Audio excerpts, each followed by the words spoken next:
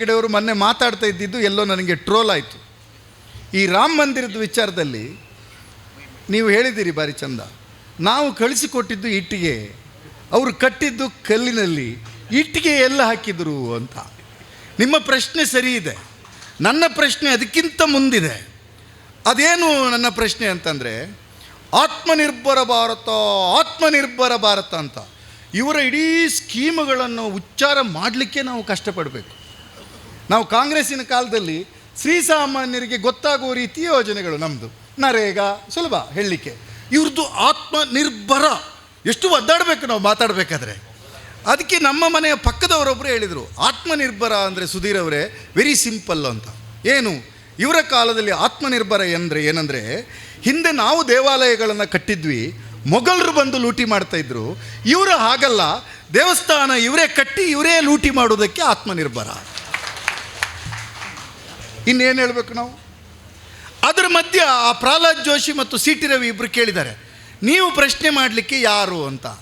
ನಾವು ಯಾರು ಅಂದರೆ, ನಾವು ಶ್ರೀರಾಮ ಜಯ ರಾಮ ಜಯ ಜಯ ರಾಮ ಅಂತ ಹೇಳ್ತಾ ತುಳಸಿದಾಸರ ರಾಮಕೀರ್ತನೆಯನ್ನು ಸ್ವತಂತ್ರ ಹೋರಾಟದ ಸಂದರ್ಭದಲ್ಲಿ ಭಾವೈಕ್ಯತೆಗಾಗಿ ಅದನ್ನು ವಿಸ್ತರಿಸಿ, ರಘುಪತಿ ರಾಘವ ರಾಜಾರಾಮ್ ಪತೀತ ಪಾವನ ಸೀತಾರಾಮ್ ಈಶ್ವರ ಅಲ್ಲ ತೇರೋ ನಾಮ್ ಅಂತ ಹೇಳ್ತಾ ರಾಮ ಭಜನೆಯನ್ನು ಮಾಡ್ತಲೇ ರಾಮನ ಹೆಸರನ್ನು ಹೇಳಿ ಪ್ರಾಣವನ್ನು ಬಿಟ್ಟಂತಹ ಗಾಂಧಿಯ ಸಂತತಿ ನಾವು.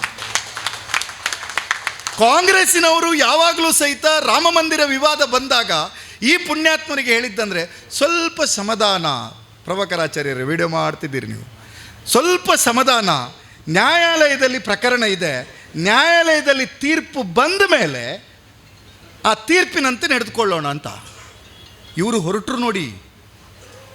ನೀವು ಊರೂರಿನಲ್ಲಿ ಈ ವಿಚಾರವನ್ನು ಹೇಳಬೇಕು. ಯುವಕರು, ರೋಷನ್ ಶೆಟ್ರೆ, ಇದನ್ನು ಚರ್ಚೆ ಮಾಡಬೇಕು. ಕಾಂಗ್ರೆಸ್ ಎಂದಿಗೂ ಸಹಿತ ರಾಮರ ಸಾಂಸ್ಕೃತಿಕ ಪೌರಾಣಿಕವಾದ ಅಸ್ತಿತ್ವವನ್ನು ಅಲ್ಲಗೆಳೆದಿರಲಿಲ್ಲ.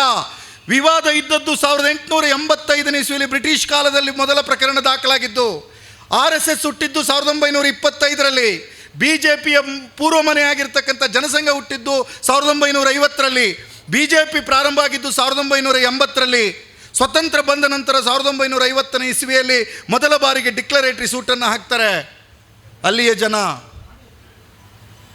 1980ರಲ್ಲಿ BJP ಹುಟ್ಟಿದ ನಂತರದ ಚುನಾವಣೆಯಲ್ಲಿ BJP ಪಕ್ಷದ ಆಧ್ವರ್ಯರಾದಂಥ ಅಟಲ್ ಬಿಹಾರಿ ವಾಜಪೇಯಿಯವರು, ಅಡ್ವಾಣಿಯವರು ಸಹಿತ ಸೋತು ಬೇರೆಯವರಿಬ್ಬರು ಗೆದ್ದು ಬಿಡ್ತಾರೆ ಎಲೆಕ್ಷನ್ನಲ್ಲಿ. ಆವಾಗ ಇವರಿಗೆ ತಲೆಬಿಸಿ ಆಗ್ತದೆ, ಏನು ಮಾಡೋದು ಎಲೆಕ್ಷನ್ ಗೆಲ್ಲಲಿಕ್ಕೆ ಅಂತ. ಆಗ ಹಿಮಾಚಲ ಪ್ರದೇಶದಲ್ಲಿ 1989ರ ಸೆಪ್ಟೆಂಬರ್ 21ನೇ ತಾರೀಕು ನಡೆದಿರ್ತಕ್ಕಂಥ ರಾಷ್ಟ್ರೀಯ ಕಾರ್ಯಕಾರಿಣಿಯಲ್ಲಿ ಹೇಳ್ತಾರೆ, ನಮ್ಮನ್ನು ನಂಬಿ ಜನ ಓಟ್ ಕೊಡೋದಿಲ್ಲ, ನಾವು ಈಗ ರಾಮನ ಬೆನ್ನನ್ನು ಹಿಡ್ಕೊಳ್ಬೇಕು ಅಂತ. ಆ ಕಾರಣಕ್ಕಾಗಿ ಶ್ರೀ LK ಅಡ್ವಾಣಿಯವರು, ನಾನು ಯಾವಾಗಲೂ ಅದನ್ನು ಮಂಜುನಾಥ್ ಅವರು ಹೇಳ್ತಾ ಇರೋದೇನೆ, ಅದು ಕನ್ನಡದಲ್ಲಿ ಹಾಗೆ ಚೆನ್ನಾಗಿದೆ ನೋಡಿ, ಅಡ್ವಾಣಿ ಅಂತ ಬರೀಲಿಕ್ಕೆ ಆಗೋದಿಲ್ಲ, ಕರೆಕ್ಟ್ ಅಲ್ಲ, ಅಡ್ಡವಾಣಿ ಅಂತ. ಯಾವುದಕ್ಕೆ ಅಡ್ಡವಾಣಿ ಅಂದರೆ, ಭಾರತದ ಸಂಸ್ಕೃತಿಗೆ, ಭಾರತದ ಸಾಂವಿಧಾನಿಕ ಮೌಲ್ಯಕ್ಕೆ, ಜಾತ್ಯತೀತತೆಗೆ, ಒಗ್ಗಟ್ಟಿನಿಂದ ಬಾಳ್ತೇವೆ ಅನ್ನುವಂಥ ನಮ್ಮ ಸಂಕಲ್ಪಕ್ಕೆ ಅಡ್ಡವಾಣಿಯನ್ನು ತೆಗೆದು ಅವರು ರಥಯಾತ್ರೆಯನ್ನು 1989ರಲ್ಲಿ ಮಾಡಿ, ಅಂಬರೀಷ್ ಅವರೇ 11% ಇದ್ದ ಓಟನ್ನು ಇವರು 89ರ ನಂತರ ನಡೆದ ಲೋಕಸಭೆ ಚುನಾವಣೆಯಲ್ಲಿ ಅದನ್ನು 27%ಗೆ ಜಾಸ್ತಿ ಮಾಡ್ಕೊಳ್ತಾರೆ.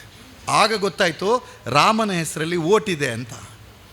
ಆದರೆ ಕಾಂಗ್ರೆಸ್ ನಂಬಿದ್ದೇನು ಅಂದರೆ, ರಾಮನ ಹೆಸರಿನ ಭಕ್ತಿ ಮನೆಯಲ್ಲಿರಬೇಕು, ದೇವರನ್ನು ತಂದು ದಾರಿಯಲ್ಲಿ ನಿಲ್ಲಿಸಬಾರದು ಎನ್ನುವುದು ಕಾಂಗ್ರೆಸ್ಸಿನ ಸಂಕಲ್ಪವಾಗಿತ್ತು, ಕಾಂಗ್ರೆಸ್ಸಿನ ಸಂಕಲ್ಪವಾಗಿತ್ತು.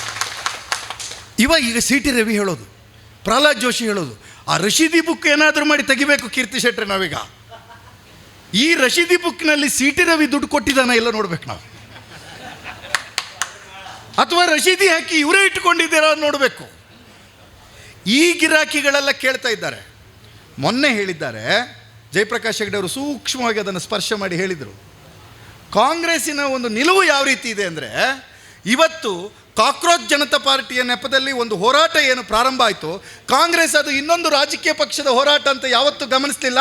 ನಮ್ಮ ನಾಯಕರಾದಂಥ ರಾಹುಲ್ ಗಾಂಧಿ ಅವರು, ಮಲ್ಲಿಕಾರ್ಜುನ ಖರ್ಗೆ ಅವರು, ನಮ್ಮ ಮುಖ್ಯಮಂತ್ರಿಗಳಾದಂಥ DK ಶಿವಕುಮಾರ್ ಮತ್ತು ಸಿದ್ದರಾಮಯ್ಯನವರು ಸಹಿತ ಪ್ರತಿ ನಾಯಕತ್ವ ಆ ಕಾಕ್ರೋಚ್ ಜನತಾ ಪಾರ್ಟಿಯ ಹೋರಾಟದ ಜೊತೆಗೆ ಧ್ವನಿಯನ್ನು ಕೂಡಿಸಿದ್ವಿ. ಒಂದೇ ಒಂದು ಭಿನ್ನಮತವನ್ನು ನಾವು ವ್ಯಕ್ತಪಡಿಸಲಿಲ್ಲ. ಇವರಿಗೆ ಮೊನ್ನೆ ಲಾಠಿ ಚಾರ್ಜ್ ಪೆಟ್ಟು ಕೊಟ್ಟು ನೋಡಿದರು. ಸುಮಾರು ಜನ ಹೋರಾಟ ಮಾಡ್ತಿರುವಾಗ ಶಂಕರ್ ಕುಂದರ್ ಅವರೇ, ಲಾಠಿ ಪೆಟ್ಟು ಬೀಳುವವರೆಗೆ ಉಗ್ರ ಹೋರಾಟ, ಲಾಠಿ ಪೆಟ್ಟು ಬಿದ್ದ ಕೂಡಲೇ ಡೈರೆಕ್ಟ್ ಮನೆಗೆ, ಹೆಂಡತಿ ಇದ್ರಿದ್ರೆ ಸ್ವಲ್ಪ ಜುಂಡು ಬಾಮ ಹಾಕು ಅಂತ. ಇವರು ಈ ಅಮಿತ್ ಶಾ ಮತ್ತು ನರೇಂದ್ರ ಮೋದಿ ಅವರು ಯೋಚನೆ ಮಾಡಿದ್ದು ಏನು ಅಂತಂದರೆ, ಇವರಿಗೆ ಲಾಠಿ ಪೆಟ್ಟನ್ನು ಕೊಟ್ಟು ಕೂಡಲೇ ಈ ಜೆನ್ಜಿ ಜನ್ರೇಷನ್ ಅಂತ ಏನು ಕೇಳ್ತಾರೆ, ಈ ಜನ್ರೇಷನ್ ವಾಪಸ್ ಮನೆಗೆ ಹೋಗ್ತದೆ, ನಾವು ಮತ್ತೆ ನಮ್ಮ ಅಹಂಕಾರವನ್ನು ಪ್ರದರ್ಶನ ಮಾಡ್ಬೋದು ಅಂತ ಆ ಬಂದಿರತಕ್ಕಂಥ ಯುವಕರಿದ್ರಲ್ಲ, ಅವರು ಜಾತಿ ಮತ ಧರ್ಮ ಭಾಷೆಗಳ ಹಂಗುಗಳನ್ನು ಮರೆತು ಭಾರತದ ಭವಿಷ್ಯಕ್ಕಾಗಿ ಹೋರಾಟವನ್ನು ರೂಪಿಸಿದ್ದೇವೆ ಅಂತೇಳಿ ಅವರು ಬಂದು ಕೂತಿದ್ರು. ನಾನು ಉದ್ದೇಶಪಟ್ಟು ಖುದ್ದು 2.5 ದಿನಗಳ ಕಾಲ ಕಾಕ್ರೋಚ್ ಜನತಾ ಪಾರ್ಟಿಯ ಹೋರಾಟದಲ್ಲಿ ಭಾಗವಹಿಸಿ ಬಂದು ನಾನು ಹೇಳ್ತಾ ಇದ್ದೇನೆ. ಜಯಪ್ರಕಾಶ್ ಹೆಗಡೆ ಅವರೇ, ಈ CT ರವಿ ಅವರು ಮಾತಾಡ್ತಾ ಹೇಳಿದ್ರಲ್ಲ, ಎದೆ ಸೀಳಿದ್ರೆ 4 ಅಕ್ಷರ ಇಲ್ದಿದ್ದವರು ಮುಲ್ಲಾಗಳು ಬಿರಿಯಾನಿ ಕೊಟ್ಟಿದ್ದನ್ನು ಕಂಡು ಪತ್ರಕರ್ತರು, ಇಲ್ಲೊಬ್ಬರು ಪತ್ರಕರ್ತರಿದ್ದಾರೆ, ಅವ್ರು ಇಲ್ಲಿ ಜೋರು ಮಾತಾಡ್ತಾರೆ. ಈ ಹೋರಾಟವನ್ನು ನೋಡಿ, ಆ ಜೆನ್ಜಿ ಜನ್ರೇಷನನ್ನು ಮಾಡಿರ್ತಕ್ಕಂಥ ಹೋರಾಟವನ್ನು ನೋಡಿ ನಾನು ಬಂದಾಗ ಹೇಳ್ತಾ ಇದ್ದೇನೆ, CT ರವಿ ಅವರೇ, ನೀವು ಜಾತಿಯನ್ನು, ಖಲಿಸ್ತಾನಿ, ಪಾಕಿಸ್ತಾನಿ, ಚೀನಾ ಏಜೆಂಟ್ ಈ ಎಲ್ಲ ವಿಚಾರಗಳನ್ನು ನೀವು ಹೇಳಿದ್ರಿ. ಆದರೆ ಖುದ್ದು ನಾನು ನೋಡಿ ಬಂದಿದ್ದೇನೆ, ಅಲ್ಲಿದ್ದಿರ್ತಕ್ಕಂಥ ಮಕ್ಕಳಿಗೆ ಜಾತಿ ಮತ ಧರ್ಮಗಳನ್ನು ನಮ್ಮ ಮನೆಗಳಲ್ಲಿ ಇಟ್ಕೊಳ್ತೇವೆ, ಇದು ಭವಿಷ್ಯದ ಭಾರತದ ಪ್ರಶ್ನೆ ಅಂತೇಳಿ ಹೋರಾಟಕ್ಕೆ ಕೂತಿದ್ರು CT ರವಿ ಅವರೇ. ಇವರಿಗೆ ಗೊತ್ತಿಲ್ಲ, ಇವರ ಎದೆ ಸೀಳಲಿಕ್ಕೆ ನಮಗೆ ನಂಬಿಕೆ ಇಲ್ಲ. ಅವರು ಆಡುವ ಮಾತನ್ನು ನೋಡಿದ್ರೆ ಗೊತ್ತಾಗ್ತಿದೆ ನನಗೆ, ನಿಮ್ಮ ಪ್ರಧಾನಮಂತ್ರಿಗಳ ಸರ್ಟಿಫಿಕೇಟು ನಿಮ್ಮ ಸರ್ಟಿಫಿಕೇಟು ಎರಡೂ ಡೌಟ್ಫುಲ್ ಅಂತೇಳಿ.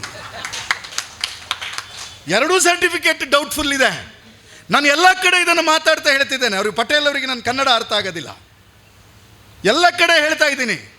ಪತ್ರಕರ್ತರೆ, ನೀವು ಕ್ಲಾಸ್ಮೇಟು, SLC ಓದಿದ್ದೀರಿ, ವಿವೇಕಾನಂದ ಸ್ಕೂಲಲ್ಲಿ ಓದಿದ್ದೀರಿ, ಭಂಡಾರ್ಸ್ ಕರ್ಸಲ್ಲಿ ಓದಿದ್ದೀರಿ, ಅಥವಾ ಸೈಂಟ್ ಮೇರಿಲಿ ಓದಿದ್ದೀರಿ. ನಿಮಗೆ ದಿನೇಶ್ ಹೆಗ್ಡೆ ನಮ್ಮ ಸೀನಿಯರ್ ಅಂತ ಹೇಳಲಿಕ್ಕೆ ನಾನಿದ್ದೇನೆ, ಕರೆಕ್ಟ್ ಅಲ್ಲ? ಜ್ಯೋತಿ ಹೆಗಡೆ ಅವರು ನಮ್ಮ ಕ್ಲಾಸ್ಮೇಟ್ ಅಂತ ಹೇಳೋರು ಸುಮಾರು ಜನ ಇದ್ದಾರೆ. ಡಾಕ್ಟರ್ ಸುನೀತಾ ಶೆಟ್ಟಿ ಅವರು BMS ಅಲ್ಲಿ ನಮ್ಮ ಕ್ಲಾಸ್ಮೇಟು ಸೀನಿಯರ್ ಅಂತ ಹೇಳೋರು ಇದ್ದಾರೆ. ನಮ್ಮ ದೇಶದ ಪ್ರಧಾನಮಂತ್ರಿ ಆಗಿದ್ದಾರೆ ನಮ್ಮ ಗ್ರಾಚಾರ ನೋಡಿ, ಒಬ್ಬನೇ ಒಬ್ಬ ಬಂದು ನಾನು ಪ್ರಧಾನಮಂತ್ರಿಗಳ ಜೊತೆ ಕ್ಲಾಸಿಗೆ ಹೋಗಿದ್ದೇನೆ ಅಂತ ಒಬ್ಬನೇ ಒಬ್ಬ ಹೇಳಲಿಲ್ಲ. ಹೋಗಲಿ, ಕ್ಲಾಸಿಗೆ ಹೋದವರೆಲ್ಲ ಮೃತರಾಗಿದ್ದಾರೆ ಅಂತ ತಿಳ್ಕೊಂಡ್ರೆ ವಿಕಾಸ್ ಹೆಗಡೆ ಅವರೇ, ಹೋಗಲಿ, ಈ ದೇಶದ ಒಂದೇ ಒಂದು ವಿದ್ಯಾಸಂಸ್ಥೆ ಯೂನಿವರ್ಸಿಟಿ ನಮ್ಮ ದೇಶದ ಪ್ರಧಾನಮಂತ್ರಿಗಳು ನಮ್ಮ ಕ್ಯಾಂಪಸ್ನಲ್ಲಿ ಇದ್ದವರು ಅಂತ ಇವತ್ತಿನವರೆಗೆ ಹೇಳಲಿಲ್ಲ. ಇದು ಒಂದು ನಮ್ಮ ಗ್ರಾಚಾರ. ಇವರು ಇಲ್ಲಿ ಪಕ್ಕದಲ್ಲಿ ಹೇಳೋದು ಶೋಭಾ ಕರಂದ್ಲಾಜೆ ಅಂತೇಳಿ, ನಮಗೆ MP ಆಗಿದ್ದರು ದಿನೇಶ್ ಹೆಗಡೆ, ಇದು ಭಾರಿ ದೊಡ್ಡ ಮುಖ್ಯ. ಇವರಿಗಿಂತ ಮುಂಚೆ ಸದಾನಂದ ಗೌಡ್ರು ಅಂತಾಗಿದ್ದರು.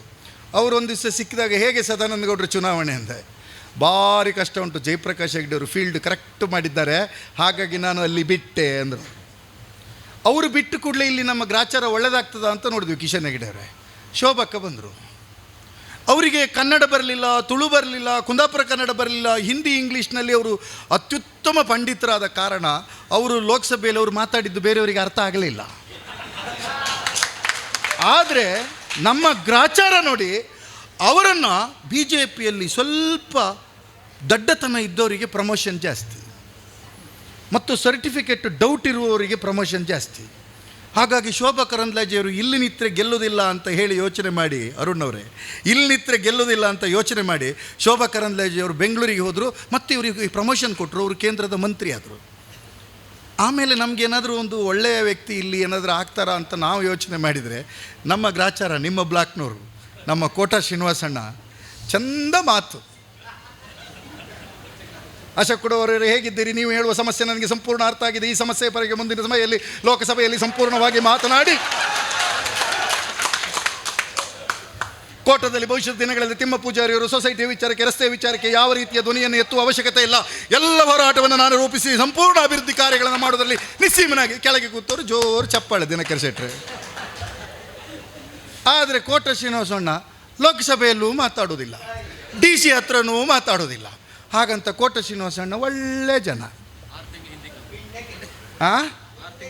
ಹೌದೌದು, ಇವ್ರಿ ಅಂತ ಹೇಳ್ತಿದ್ದಾರೆ ಕುಂದಾಪುರ ಭಾಷೆಯಲ್ಲಿ, ಮಿಣ್ಣನೆ ಜನ ಅಂತೇಳಿ.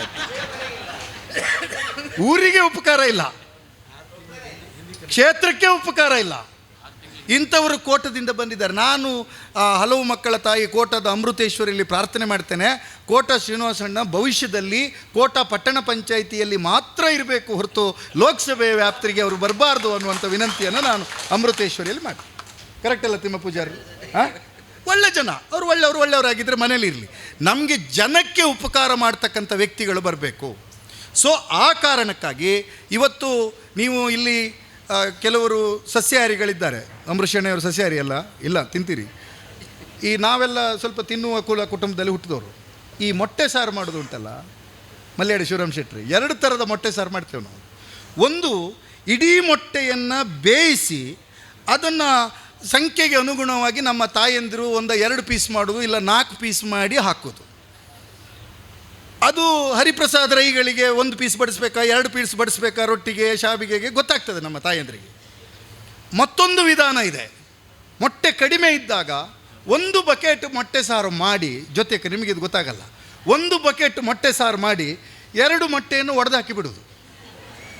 ಕರೆಕ್ಟ್ ಅಲ್ಲ ಮಮತಕ್ಕ? 2 ಮೊಟ್ಟೆಯನ್ನು ಒಡೆದು ಹಾಕಿಬಿಡೋದು.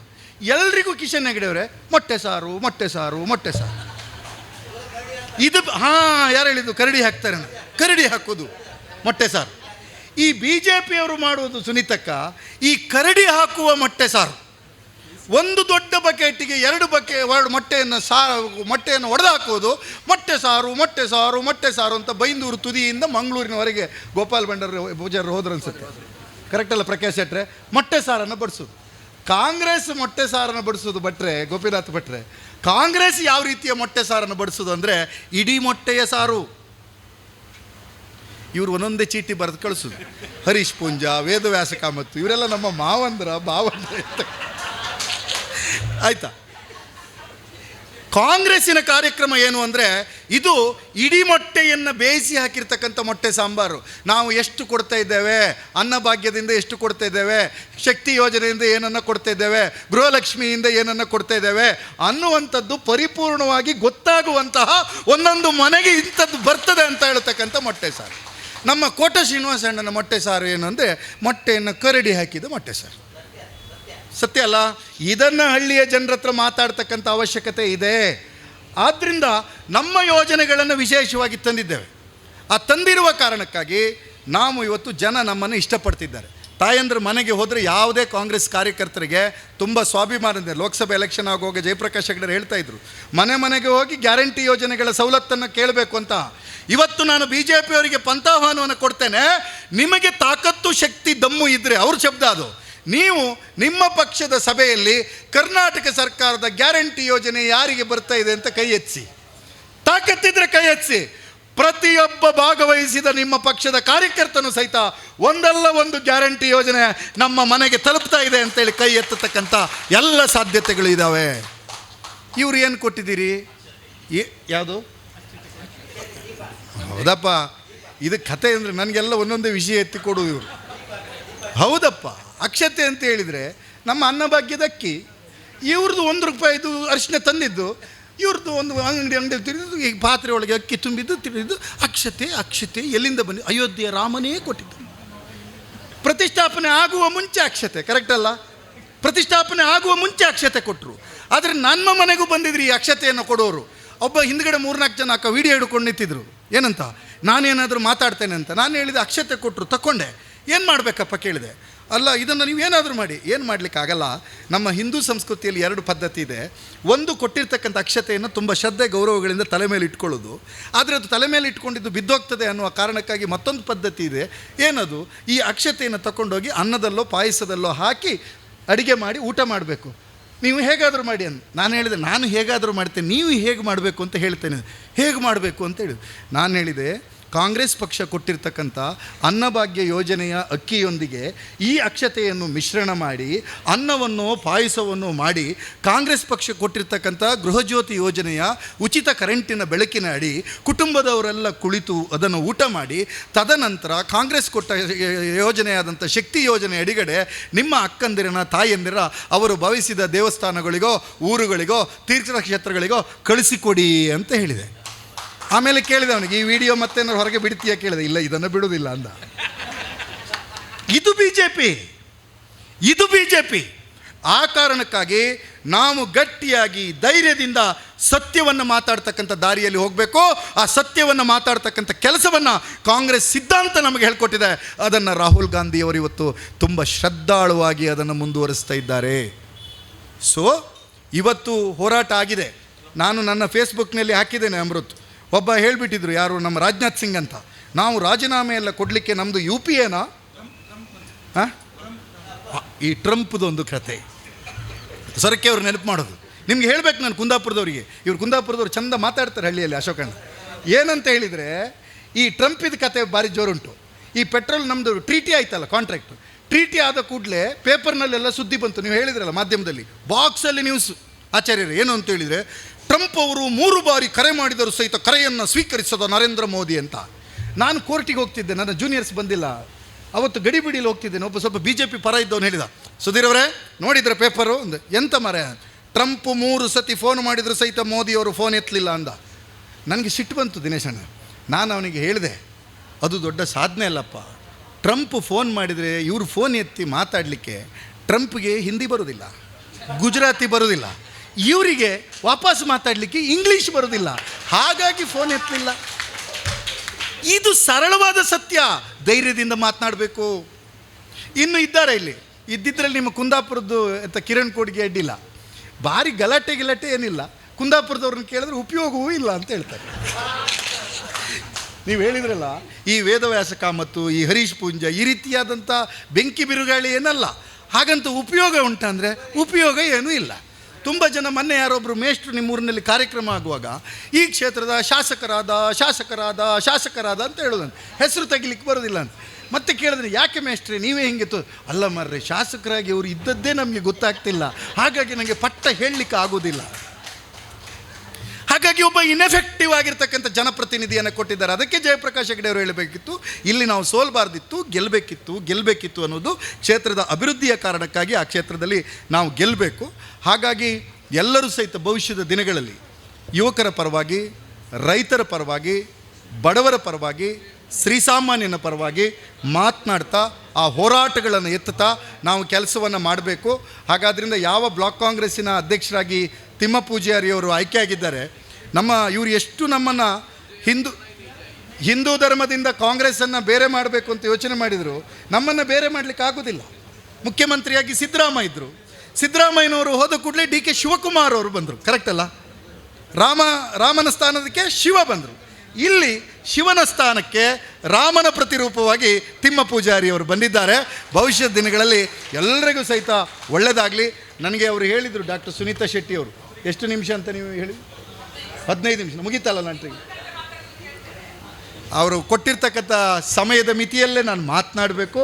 ಆ ಕಾರಣಕ್ಕಾಗಿ ನನ್ನ ಮಾತುಗಳನ್ನು ಇಲ್ಲಿಗೆ ನಿಲ್ಲಿಸ್ತೇನೆ. ದಯವಿಟ್ಟು SIR ವಿಚಾರದಲ್ಲಿ ಪ್ರತಿಯೊಬ್ಬರೂ ಸಹಿತ ಸೀರಿಯಸ್ ಆಗಬೇಕು. SIR ವಿಚಾರದಲ್ಲಿ ಕಾಣಿಕೆ ಹುಂಡಿಯನ್ನು ಕದ್ದವರು ನಮ್ಮ ಮತವನ್ನು ಕದಿಯುತ್ತಾರೆ, ನೆನಪಿಟ್ಕೋಬೇಕು. ಕಾಣಿಕೆ ಕಳ್ಳರು ಯಾರು ಅವರನ್ನವರೇ? BJPಯವರು. ನೀವು ಹೇಳಬೇಕು, ಕುಂದಾಪುರದವರು BJPಯವರು ಬಂದು ಕೂಡಲೇ, ಪ್ರಭಾಕರಾಚಾರ್ಯರು, ಈ ಸರಿ ನಮ್ಮ ಡೈಲಾಗ್ ಚೇಂಜ್ ಆಗಿದೆ. BJPಯವರು ಬಂದು ನಾವು ದೇಶಕ್ಕಾಗಿ, ರಾಷ್ಟ್ರಕ್ಕಾಗಿ, ಗಡಿಗಾಗಿ ನಮಗೆ ಮತ ಕೊಡಿ ಅಂತ, ನಿವಾಳ ಸಚಿಗೆ ಅಂತ, ಕರೆಕ್ಟ್ ಅಲ್ಲ? ನಿವಾಳ ಸಚಿಗೆ ಅಂತ ಹೇಳಿ ಕುಂದಾಪುರದವ್ರಿಗೆ ಹೇಳಿ BJPಯವರ ಬಾಯನ್ನು ಮುಚ್ಚಿಸ್ತಕ್ಕಂಥ ಕಾಲ ಬಂದಿದೆ. ಕಾಂಗ್ರೆಸ್ಸಿನ ಅಭಿವೃದ್ಧಿ ರಾಜಕಾರಣಗಳನ್ನು ಮಾಡುವಂಥ ಅವಕಾಶ ನಮಗೆ ಬಂದಿದೆ. ಎಲ್ರಿಗೂ ಶುಭವಾಗಲಿ, ಒಳ್ಳೆಯದಾಗಲಿ, ಒಳ್ಳೆಯ ದಿನಗಳು, ನೆಮ್ಮದಿಯಿಂದ ಬದುಕ್ತಕ್ಕಂಥ ದಿನ ನಮಗೆ ಬರಲಿ ಅಂತ ಹೇಳಿ ನನ್ನ ಮಾತುಗಳನ್ನು ಮುಗಿಸ್ತೇನೆ. ಧನ್ಯವಾದಗಳು. ತಮ್ಮ